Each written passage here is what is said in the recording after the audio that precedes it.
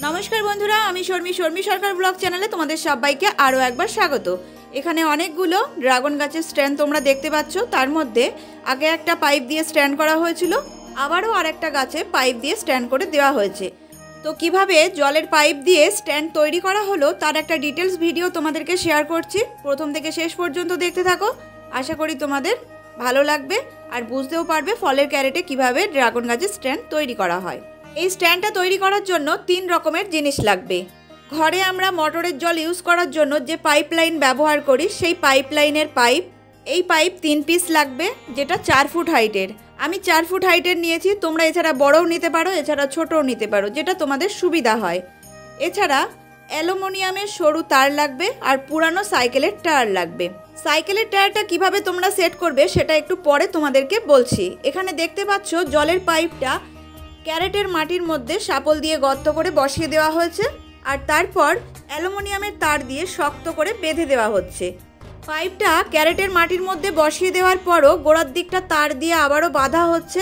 তার কারণ প্রতি বছরই তো ঝড় বৃষ্টি লেগেই থাকে, তো বর্ষার সময় মাটিটা নরম থাকবে, তার মধ্যে যদি ঝড় হয় তখন হাওয়া লেগে পাইপগুলো বেঁকে যাবে, এক সাইডে কাত হয়ে গেলে গাছটাও কিন্তু পড়ে যেতে পারে। তাই জন্য ভালো করে যদি গোড়ার দিকটা টাইট করে বেঁধে রাখা যায় তাহলে পাইপটা সোজা হয়ে দাঁড়িয়ে থাকবে আর পড়ে যাওয়ার সম্ভাবনাটাও একটু কম থাকবে। পাইপ দিয়ে স্ট্যান্ড করার আগে কিন্তু বাঁশ বা চটা দিয়ে যে স্ট্যান্ড করা থাকবে সেটা একদমই খোলা যাবে না। তার কারণ এই গাছটা অন্যান্য গাছের মতো শক্ত না, খুবই নরম গাছ। তাই জন্য আগে স্ট্যান্ডটা না খুলেই পরবর্তী যে স্ট্যান্ডটা করা হচ্ছে সেটা করে নিয়ে তবে আগে স্ট্যান্ডটা খুলতে হবে, তাতে গাছের কিন্তু কোনো ক্ষতি হবে না। আর আগে খুলে নিলে গাছটা ভেঙে গেলেও যেতে পারে।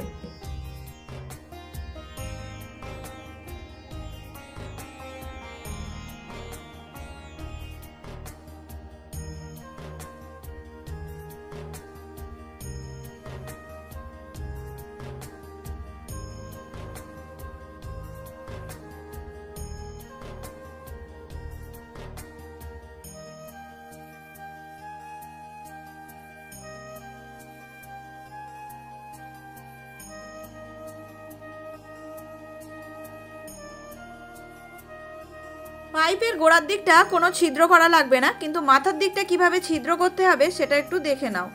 এখানে 1 ইঞ্চির মাথায় একটা ছিদ্র করা লাগবে, এদিক ওদিক দুদিকেই, যাতে করে তারটা এই ছিদ্র দিয়ে ঢুকিয়ে টায়ারের সাথে বাঁধা যায়। কারণ এটা যেহেতু প্লেন, সেহেতু এখানে যদি নর্মালি তার দিয়ে বাঁধা হয় তাহলে আস্তে আস্তে টায়ারটা নিচের দিকে নেমে যেতে পারে। তাই জন্যই ছিদ্রটা করতে হবে। তোমরা ড্রিল মেশিন দিয়েও ছিদ্র করতে পারো, এছাড়া ঘরোয়া পদ্ধতিতে কোনো মোটা ধরনের পেরেক থাকলে সেটা গরম করেও তোমরা, এই যেহেতু প্লাস্টিকের পাইপ সেহেতু একটু চেপে ধরলেই কিন্তু অনায়াসে ছিদ্রটা হয়ে যাবে।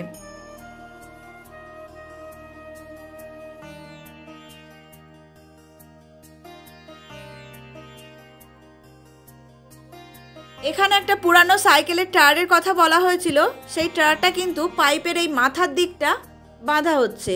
যেহেতু সাইকেলের টায়ারটা বেশ অনেকটা বড় গোল রাউন্ড, অত বড় গোল রাউন্ড লাগবে না, তাই জন্য মাঝখান থেকে কেটে একটু ছোট করে নিতে হবে রাউন্ডটা।